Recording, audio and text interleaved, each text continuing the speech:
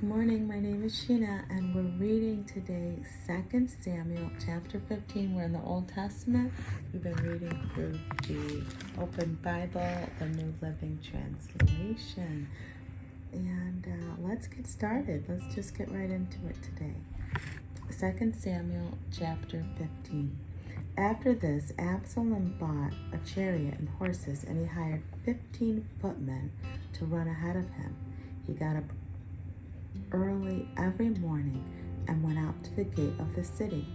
When people brought a case to the king for judgment, Absalom would ask where they were from, and they would tell him their tribe. Then Absalom would say, "You've really got a strong case here. It's too bad the king doesn't have anyone to hear it. I wish I were the judge. Then people could bring their problems to me, and I would give them justice." And when people tried to bow before him, Absalom wouldn't let them. Instead, he took them by the hand and embraced them. So in this way, Absalom stole the hearts of all the people of Israel. Now remember, in chapter 14, it ended with David kissing Absalom after Absalom tried to get back in his good graces. So the next section is Rebellion of Absalom. After 4 years, Absalom said to the king, "Let me go to Hebron to offer a sacrifice to the Lord in fulfillment of a vow I made to him. For while I was at Geshur, I promised to sacrifice to him in Hebron if he would bring me back to Jerusalem." "All right," the king told him, "go and fulfill your vow." So Absalom went to Hebron, but while he was there, he sent secret messengers to every part of Israel to stir up a rebellion against the king. Oh, I knew a scandal was coming. Oh my gosh. "As soon as you hear the trumpets," his message read, "you will know that Absalom has been crowned king in Hebron." He took 200 men from Jerusalem with him as guests, but they knew nothing of his intentions. While he was offering the sacrifices, he sent for Ahithophel, one of David's counselors, who lived in Gilo. Soon many others also joined Absalom, and the conspiracy gained momentum. So now the next section is the flight of David. Verse 13. A messenger soon arrived in Jerusalem to tell King David, "All Israel has joined Absalom in a conspiracy against you." "Then we must flee at once, or it will be too late," David urged his men. "Hurry. If we get out of the city before he arrives, both we and the city of Jerusalem will be spared from disaster." "We are with you," his advisors replied. "Do what you think is best." So the king and his household set out at once.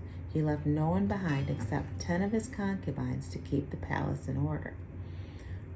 Why would he do that? The king and his people set out on foot, and they paused at the edge of the city to let David's troops move past to lead the way. There were 600 Gittites who had come with David from Gath, along with the king's bodyguard.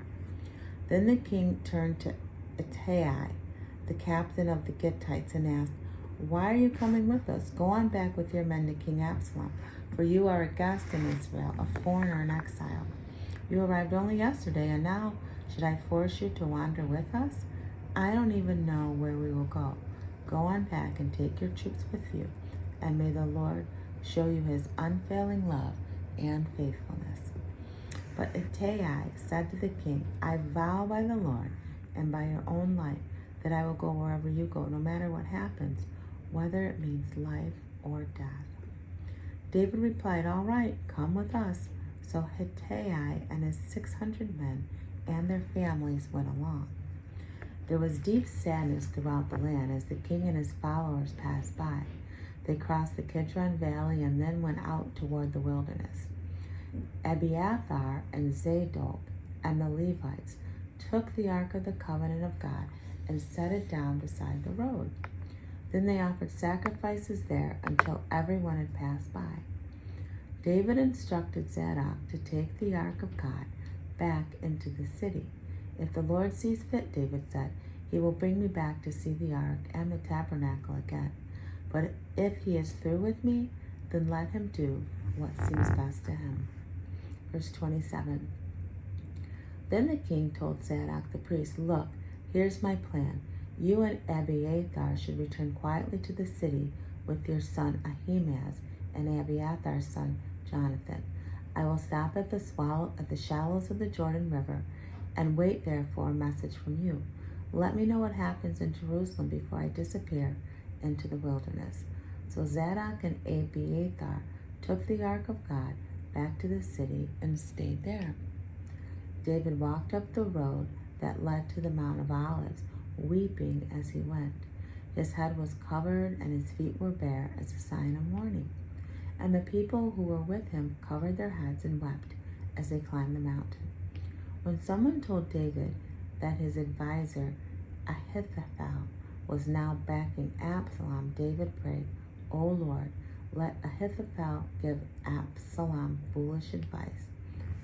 As they reached the spot at the top of the Mount of Olives where people worshiped God, David found Hushai the Archite waiting for him. Hushai had torn his clothing and put dirt on his head as a sign of mourning. But David told him, "If you go with me, you will only be a burden. Return to Jerusalem and tell Absalom, I will now be your advisor, just as I was your father's advisor in the past. Then you can frustrate and counter Ahithophel's advice. Zadok and Abiathar, the priest, are there. Tell them the plans that are being made to capture me, and they will send their sons Ahimaaz and Jonathan to find me and tell me what is going on." So David's friend Hushai returned to Jerusalem, getting there just as Absalom arrived. So as I'm reading this, that's the end of chapter 15, but as I'm reading this, I'm just thinking like Absalom pretty much begged his way back to David, and now he's like trying to take over. I mean, this is just a mess. This whole thing is a lot. Let me see some of the commentary. Hebron in verse 10, where David governed for the first 7.5 years as king, evidently a center of the Judahite nationalism, perhaps jealous of the power. The Gittites were seasoned soldiers, David's mighty warriors, and his military escort, whose personal loyalty to him was unquestioned. They were probably all from Philistia. David sent the Levites, led by Zodek and Abiathar, together with the Ark of the Covenant, back to the tabernacle erected by David in Jerusalem. God does not belong to David. He expressed the conviction that if God favored his cause, he would return and see it. Also, the priest could send him information from the city. Zadok was to become the father of a newly priestly line. He was a descendant of Aaron through Eleazar, whereas Eli and his family were descended through Ithamar. So this is, to me, a lot going on in the chapter. But I guess the thing that sticks out for me is David is fleeing again, and he's the king, so that doesn't even seem right. But hey, that's what God wrote. That's what the Bible says, so we're going to take it. We're going to let it sit right there, and we're going to come back tomorrow and look at chapter 16, where this story continues. Honestly, that was a little confusing for me. I mean, I kind of thought there'd be a love fest, but I should have known better. I should have known Absalom was going to be up to something after he wormed his way back in. So anywho, you Canal family, that's it. We're going to be back tomorrow. Always remember, true healing begins with self-love. Why? Because God is love, and he lives on the inside of you. Bye.